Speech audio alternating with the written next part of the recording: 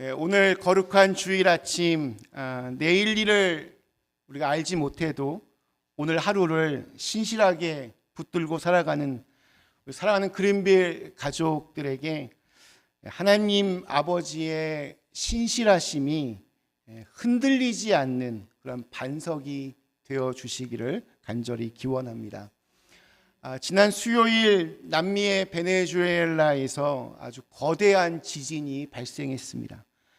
그날 지진이 강타했던 베네수엘라의 수도 카라카스의 부모들은 평소처럼 자녀들의 어떤 등교 갈 준비를 돕고 또 출근하기 전에 따뜻한 커피 한 잔을 나누면서 여느 때와 다름없는 평온한 하루를 시작했습니다. 그런데 그날 오후 규모 7.2, 7.5의 지진이 연이어서 그 땅을 뒤흔들었습니다. 지금까지 확인된 공식적인 사망자의 수만 어제 기준으로 1,430명입니다. 그런데 실종자는 7만 명에 육박합니다.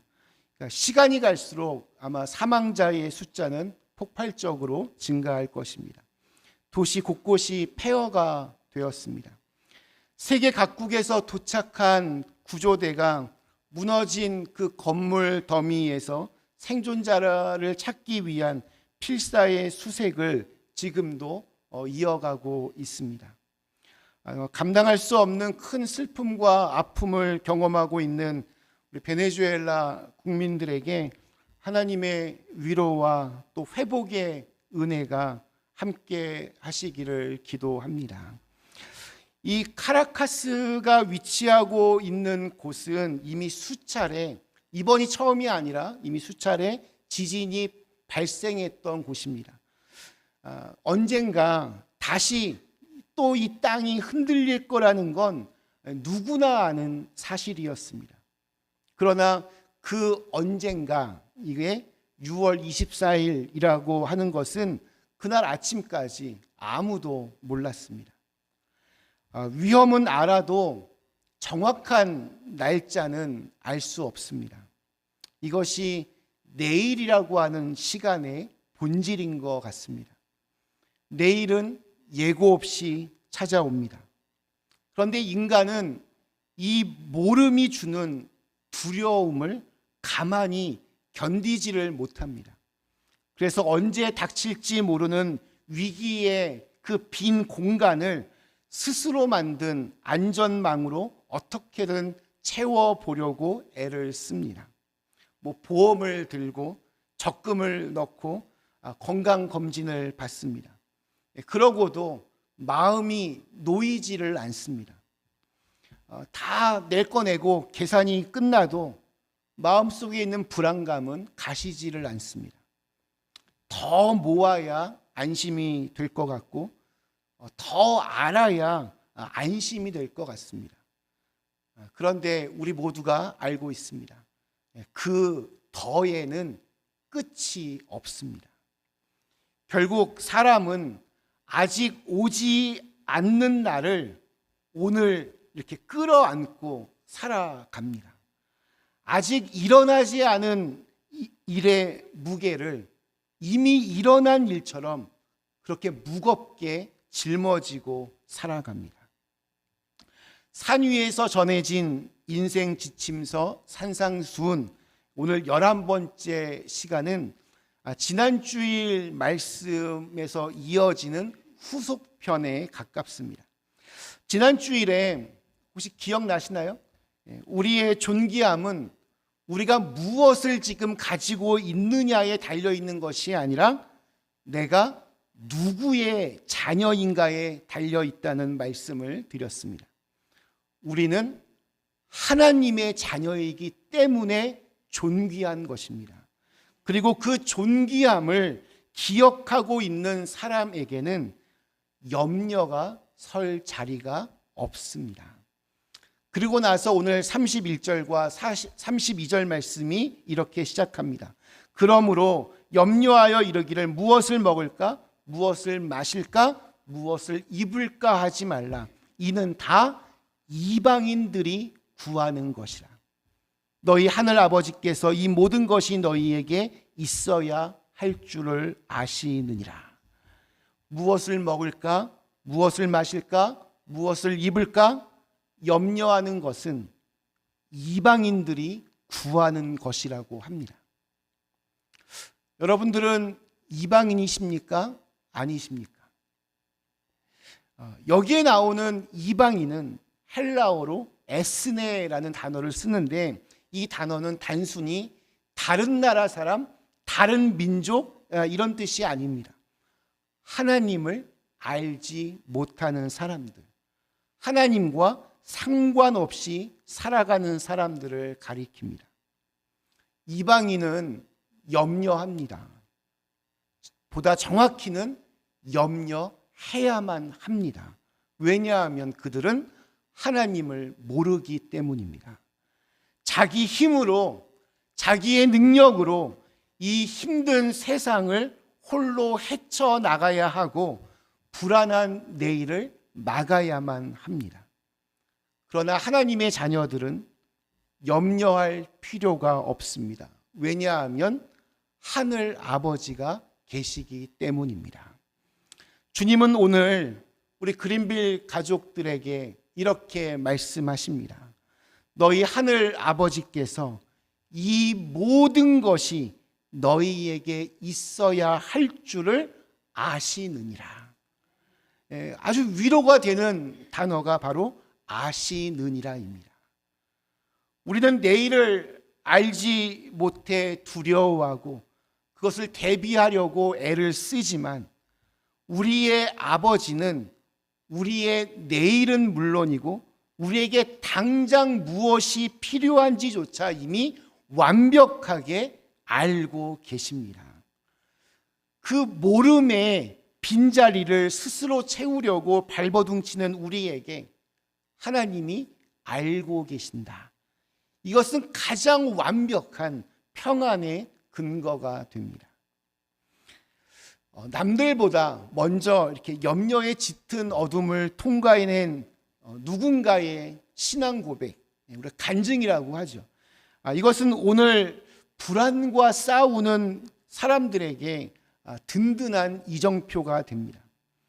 유정옥 사모님이 쓰신 울고 있는 사람과 함께 울 수 있어 행복하다라는 책이 있습니다. 그분은 그곳에서 자신이 경험했던 하나님의 여러 은혜들을 아주 담담하게 또 아주 아름답게 글을 썼습니다. 이런 내용입니다. 제가 일부분을 좀 발췌하면, 결혼 초 남편은 돈을 잘 버는 사업가였다. 10개월 동안 물건을 만들어 2개월 동안 파는데 하루에 3천만 원씩 돈이 들어왔다. 그러나 돈이 많고 신앙이 없는 삶은 쾌락만을 추구하게 되어 있는 것 같다. 남편은 금세 술과 도박에 빠졌고 나는 허탈하게 그를 바라보면서 내 인생을 돈과 바꾸기에는 너무 억울하다는 생각이 들었다. 나는 이런 남편을 보다 못해 주님, 우리 집에서 돈을 모두 가져가시고 남편을 바르게 잡아 주옵소서라고 간절히 기도했다. 그런데 기도 후 6개월이 지나자 남편의 사업은 거짓말처럼 기울기 시작했고 손대는 일마다 실패했다.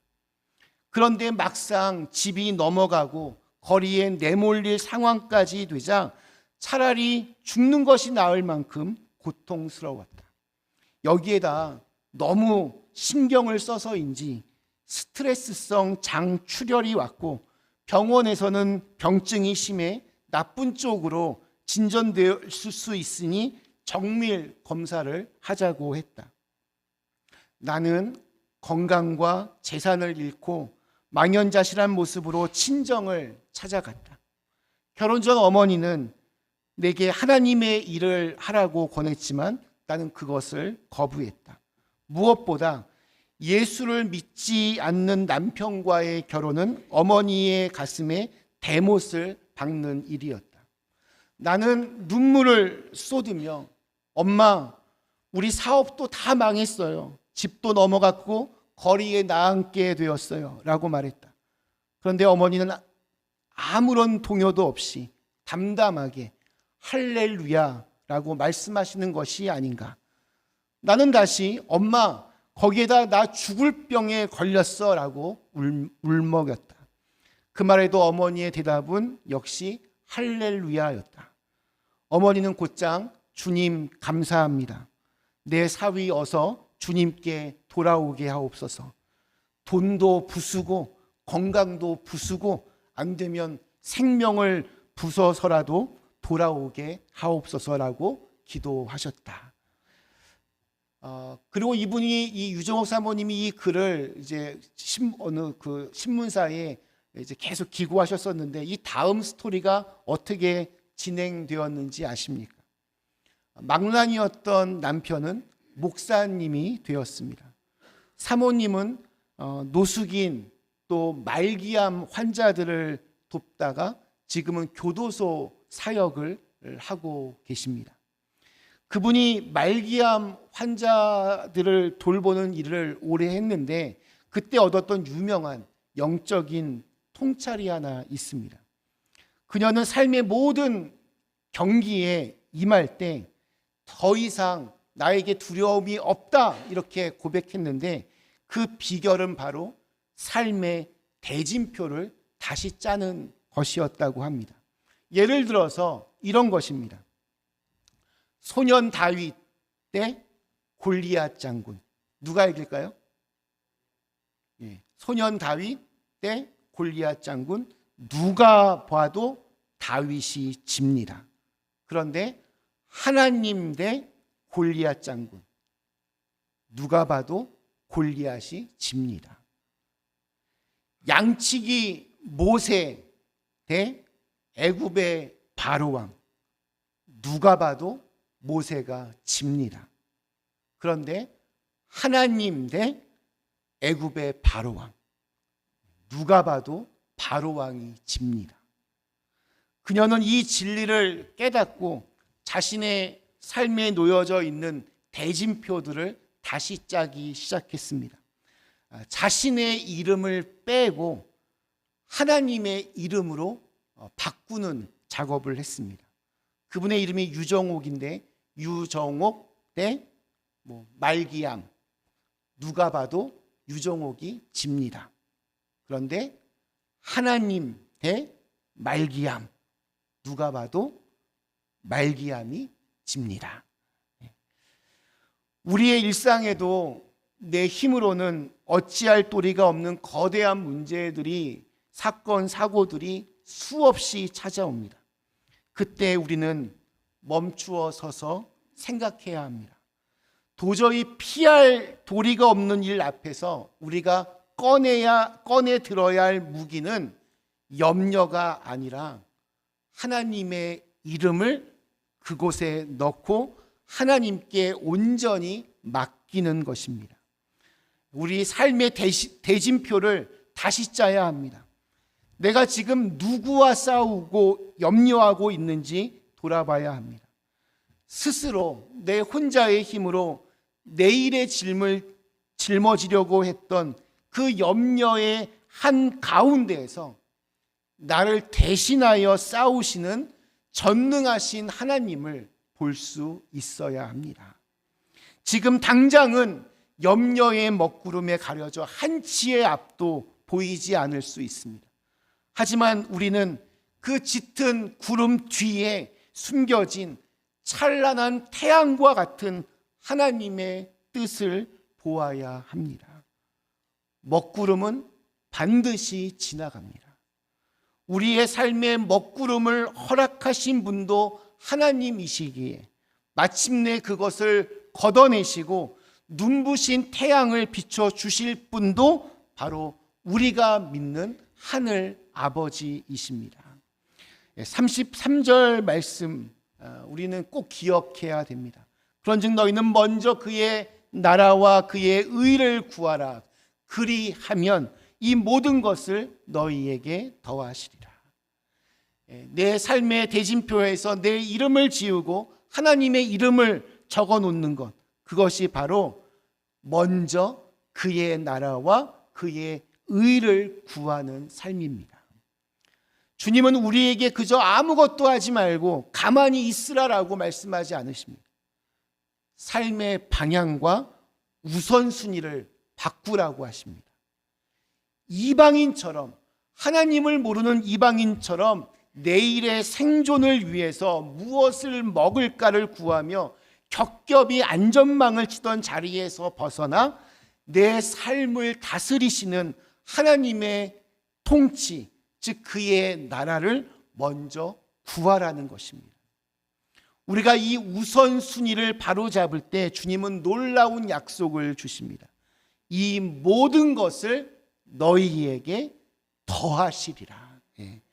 우리가 밤잠을 설치며 내 힘으로 챙기려고 했던 그 모든 빈자리를 이제는 우리의 필요를 다 아시는 하늘 아버지께서 친히 채워주시겠다는 위대한 선언입니다. 이 말씀을 평생 붙들고 산 사람이 있습니다. 캐나다 출신의 의사 건희 박사입니다. 그는 홍해 선교회를 세우고 평생을 중동의 사우디아라비아와 이란에서 의로 선교사로 살았습니다. 결혼도 하지 않고 이슬람권이라고 하는 가장 그 문화적으로 닫힌 땅에서 40년을 보냈습니다. 누군가 그에게 물었습니다. 그 오랜 세월 동안 누가 박사님을 가장 많이 후원했습니까? 어느 선교단체가 뒤에 있었습니까? 그때 이분이 이런 대답을 합니다. 내 후원 단체는 마태복음 6장 33절입니다. 그런즉 너희는 먼저 그의 나라와 그의 의를 구하라. 그리하면 이 모든 것을 너희에게 더하시리라. 나는 이 약속을 믿고 이 말씀을 붙들고 그리고 중동으로 갔습니다. 그런데 지난 40년 동안 하나님이 한 번도 굶겨서 끼니를 거르도록 하지 않으셨고 한 번도 옷이 없어서 헐벗고 다니도록 만들지 않으셨습니다. 하나님은 신실하십니다. 내가 하나님의 나라와 그의 의를 구했더니 하나님이 필요한 것을 필요한 때를 따라 항상 주셨습니다. 오리겐이라고 하는 초대교회의 신학자이자 아주 위대한 지도자가 있습니다. 그분이 오늘 이 33절 말씀을 풀어서 이렇게 말합니다. 가장 중요한 것을 먼저 추구하라. 그리하면 작은 것들은 덤으로 따라온다. 먹을 것과 입을 것은 본래 덤이었습니다. 그러나 그것을 먼저 자리에 앉히는 순간 덤이 주인이 되고 주인이 덤으로 밀려납니다. 둘째가 있어야 할 것이 첫째 자리를 차지하면 그것은 더 이상 채워지는 것이 아니라 반드시 지켜야 하고 내가 채워야 할 것이 되어버립니다. 우리 마지막 34절 말씀 이렇게 끝을 맺습니다. 그러므로 내일 일을 위하여 염려하지 말라. 내일 일은 내일이 염려할 것이요 한날의 괴로움은 그날로 족하니라. 족하니라. 부족하다라는 뜻이 아닙니다. 충분하다는 뜻입니다. 오늘 하루의 짐은 오늘 감당할 만큼만 그렇게 주어집니다. 내일의 짐까지 오늘 짊어지라고는 누구도 명령하지 않았습니다. 우리 옛날 드라마 중에 우연히 유튜브로 잠깐 이렇게 딱 떴는데 되게 갑자기 옛날 기억이 났습니다. 그 드라마에서 아주 유명한 대사가 있습니다. 젊고 잘생긴 백화점 사장이 주인공입니다. 근데 직원이 사업 계획서를 이렇게 올립니다. 그때 사장이 이런 대사를 남깁니다. 이게 최선입니까? 확실해요? 그러자 직원은 쭈뼛쭈뼛 그러면서 어디가 마음에 들지 않으신지 하면서 자신 없게 물어봅니다. 그에 대한 젊은 사장의 대답은 최선도 아니고 확실하지도 않고 그럼 다시 하셔야죠 하면서 계획안을 돌려보냅니다. 우리는 무슨 일이든 내게 주어진 자리에서 최선을 다해야 합니다. 내 힘으로 확실하게 끝낼 수 있는 일, 오늘 감당해야 할 그 책임의 몫에 대해서는 쭈뼛거림 없이 이것이 나의 최선입니다 라고 대답할 수 있을 만큼 성실하게 살아내야 합니다. 그러나 우리의 역할은 딱 거기까지입니다. 내가 할 수 있는 최선을 다했다면 내 통제를 벗어난 내일의 결과까지 짊어지고 불안해할 필요가 없습니다. 내 손을 떠난 나머지는 우리의 삶을 다 아시는 하나님 아버지께 온전히 올려드려야 합니다. 최선을 다했으면 하나님께 맡기고 염려하지 마십시오. 한날의 괴로움은 그날로 족합니다. 왜냐하면 염려할 날이 반드시 지나갈 것이기 때문입니다. 우리 많은 사람들이 좋아하는 말 있습니다. 이 또한 지나가리라. 사람들의 염려는 지금 당하는 이 고통과 어려움이 끝나지 않고 이게 계속해서 나를 괴롭히고 영원할 것이라는 착각을 불러 일으키게 합니다. 그래서 속상하고 그때 화가 나고 해결되지 않는 일들 때문에 지나치게 염려하게 됩니다. 그런 면에서 우리가 잘 아는 요셉의 인생은 정말 큰 귀감이 됩니다. 그는 정말 억울한 일과 예상치 못했던 일을 자주 경험했습니다. 그가 잘못해서 그렇게 바닥까지 떨어진 게 아니었습니다. 어쩔 수 없이 당한 일들이었고 게다가 하나님 앞에서 믿음을 지키기 위해서 애쓰다가 당한 일들이었습니다.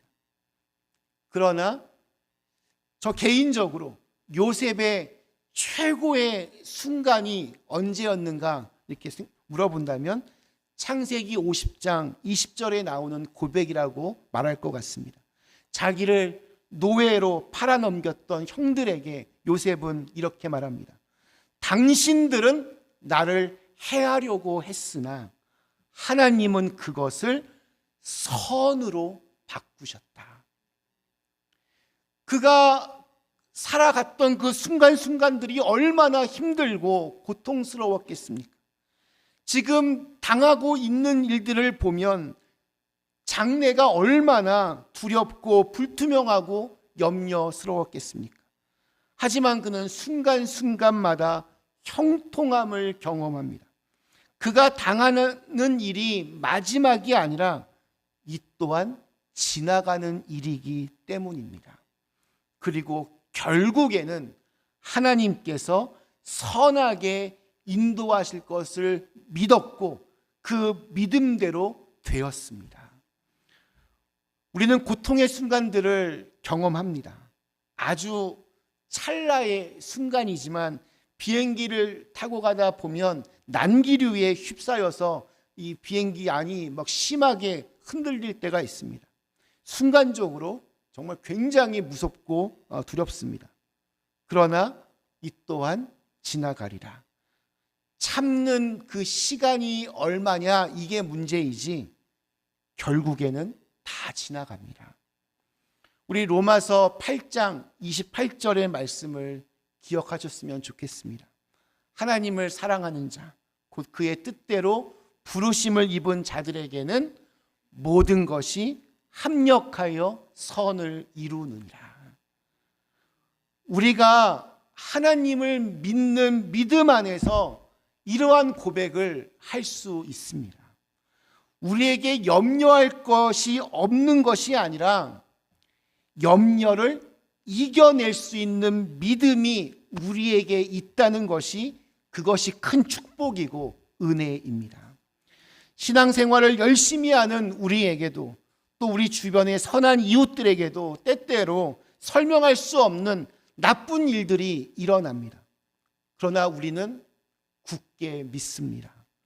하나님의 사람들에게 닥친 이 고난은 이 또한 지나갈 일이며 염려의 밤이 지나고 나면 우리를 아시는 하늘 아버지께서 이전보다 더 찬란한 은혜와 축복의 아침을 열어주실 줄로 믿습니다.